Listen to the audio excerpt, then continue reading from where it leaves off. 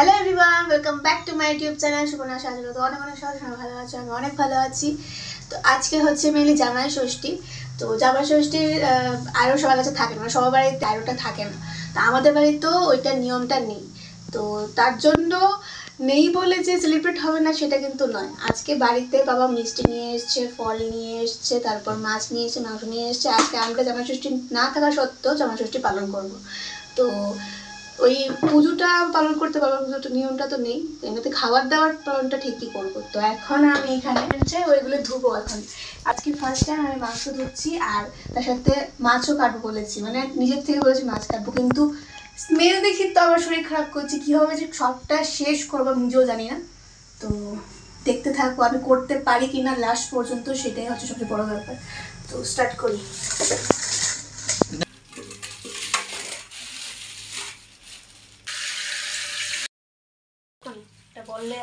আর এখানে বাবা পরোটা ডিম অমলেট করছিল, মামনি পুজো দিতে চলে গেছে, আর আজকের আমার ক্যামেরাম্যান হচ্ছে জয়।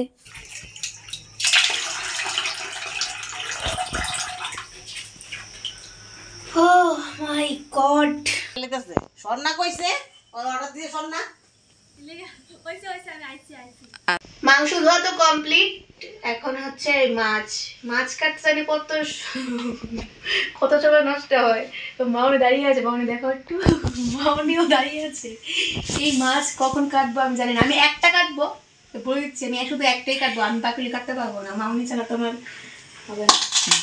ইয়ে কই কি জানি, ছাই লাগবে না, ছাইটা লাগবে না নেই।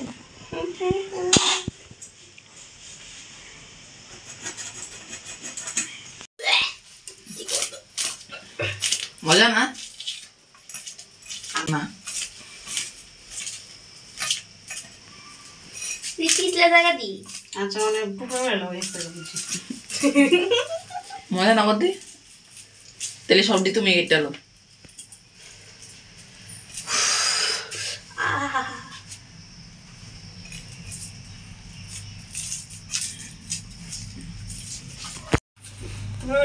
করে একবার জ্বালাই লাগবে, তুই জ্বালাই না যাওয়ার হয়ে গেছে। হ্যাঁ এবার থেকে আঙুল ঢুকে বাইক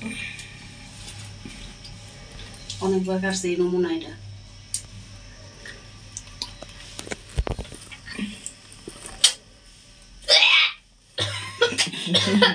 একটা টুকরো বলি আর লেদা হয়ে যাবো, মানে এত বড়।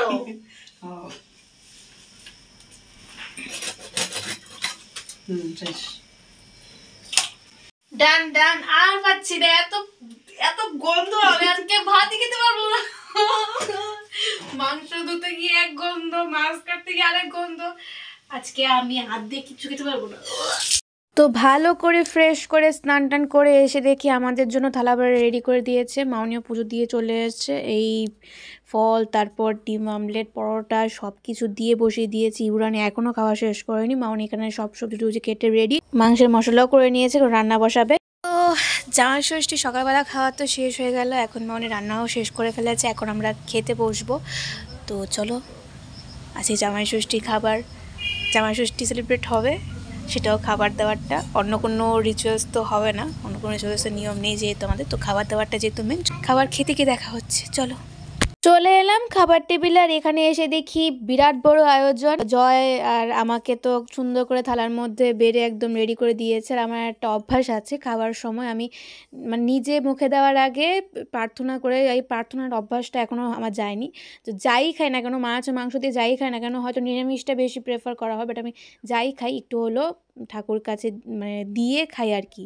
বলে না যে ঠাকুরকে দিয়ে বা প্রার্থনা করে আমি যদি খেতে পাচ্ছি পৃথিবীর সবার জন্য খেতে পাবে, এরকম একটা ব্যাপার। তো আমি সবসময় দিয়েই খাই। তো খাওয়া স্টার্ট করে দিয়েছি। এখানে জিরা সিদ্ধ করেছে, মাছ, তারপর মাংস, তারপর ডাল, আর প্রথমে তো দেখলেই ভাজা ছিল। এখন আমাদের খাওয়া শেষ, এটা মামনির থালা।